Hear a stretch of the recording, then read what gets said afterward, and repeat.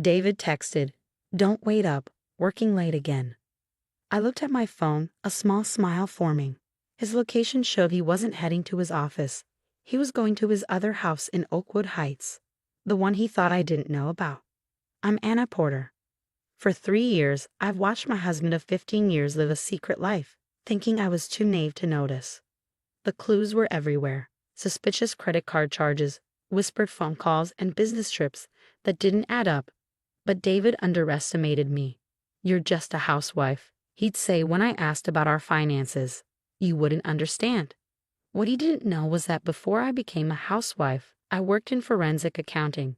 I left my job when our daughter Sophie was born, but I never lost my ability to follow the money. Sitting in our living room, I opened my laptop and checked the bank statements. Another large transfer to an account I had already traced.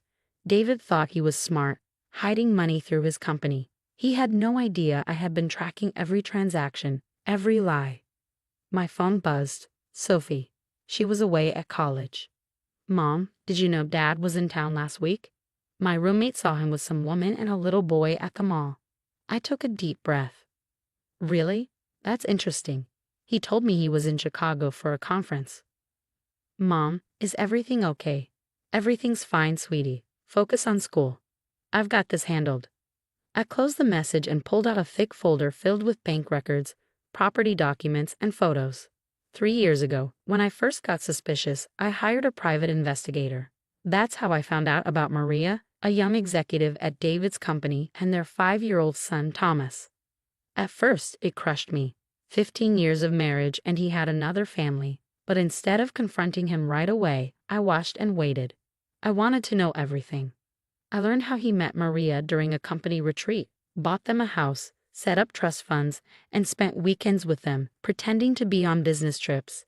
He even gave Thomas his grandfather's middle name, the same one he refused to give Sophie because it wasn't sophisticated enough. The front door opened. David walked in, loosening his tie. "Hey honey, rough day at the office," he said, kissing my cheek. He smelled of unfamiliar perfume and faintly of bubble bath. "I bet it was," I said, closing my laptop. "How's the Miller account?" He launched into a long story about meetings and deadlines. I watched him lie, noticing how his left eye twitched, a habit I'd known since we met. "You seem distracted," he said. "Just thinking about something interesting I learned today," I said lightly. "Did you know Oakwood Heights has one of the best school districts in the state? Thomas must be doing well there." David froze. His face turned pale. What are you talking about?" I pulled out a photo, him, Maria, and Thomas at a school carnival. "He has your eyes," I said, but his mother's smile. "Anna, I can explain," he stammered. "It's not what you think."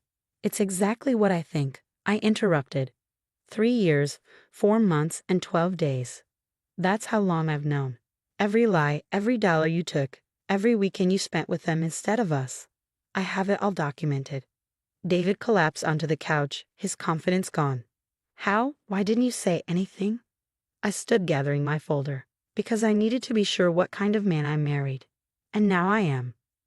I walked toward the stairs, then turned back. "Oh, and David, don't bother checking our accounts tonight. You might find some surprises." His eyes widened in panic. "What did you do?"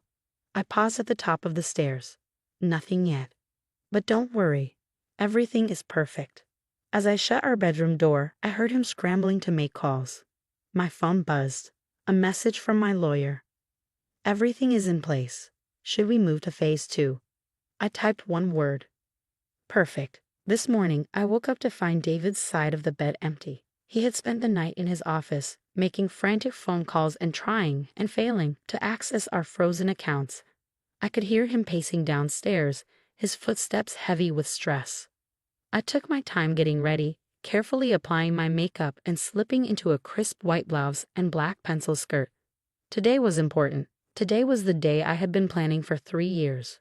When I came downstairs, David was waiting at the kitchen counter, looking exhausted. "Anna, we need to talk," he said, his voice rough. "I know I made mistakes, but we can fix this." I poured myself a cup of coffee, stirring slowly. "Like how you fixed things with Maria? Buying her a house and moving our money into secret accounts." His face darkened. "You don't understand. It was about protecting our assets, Maria's house, Thomas's trust fund. It was all just business investments. I let out a short laugh. Business investments? That's your excuse. I pulled out my phone and played a recording. David's voice, telling Maria he would leave me soon, that she and Thomas were his real family now. You recorded me? He sputtered, his face flushing. That's illegal. Not when you're having these conversations in public places. The park where you meet Thomas, the restaurants where you celebrate secret anniversaries, all legal. David gripped his coffee mug, his hands shaking. What do you want? Money? I can work something out. I don't want your money, David. I want justice. I pulled out a folder and set it on the counter. These are copies of financial records proving you've been moving our joint assets into private accounts. Accounts that, as of last night, are frozen and under investigation for fraud. He lunged for the papers, but I stepped back. Don't bother. These are just copies. The originals are with my lawyer, the bank fraud department, and your company's board of directors. His face turned pale. The board? His voice cracked. You sent this to the board. Of course. They deserve to know what their CFO has been doing with company funds. His phone buzzed. He grabbed it desperately. As he read the message, all the remaining color drained from his face. They're calling an emergency meeting. I'm suspended pending investigation. He looked up at me, realization sinking in. How long have you been planning this? I took a sip of my coffee. Remember 3 years ago when you told me I wouldn't understand finances because I was just a housewife? That's when I started. Every lie, every transaction, every secret, I documented it all. Maria, he started. Already knows, I cut in. She got the documents this morning, including proof that her house was bought with embezzled company funds. She's probably trying to reach you right now. Right on cue, his phone rang. Maria's name flashed on the screen. David stared at it, frozen. You should answer, I said. She'll want to know why her accounts are frozen too. He stumbled out of the kitchen, his voice panicked as he picked up the call. Maria's frantic voice echoed from the other room. My own phone buzzed. Sophie. Mom, is it true?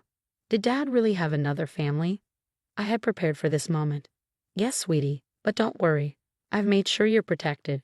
Check your email. I sent you something important. David returned, looking lost. Maria's threatening to sue me. The house, the trust fund, everything's frozen. Anna, please, we can figure something out. I gathered my things. No, David, we can't. But don't worry. You're good at managing things, aren't you?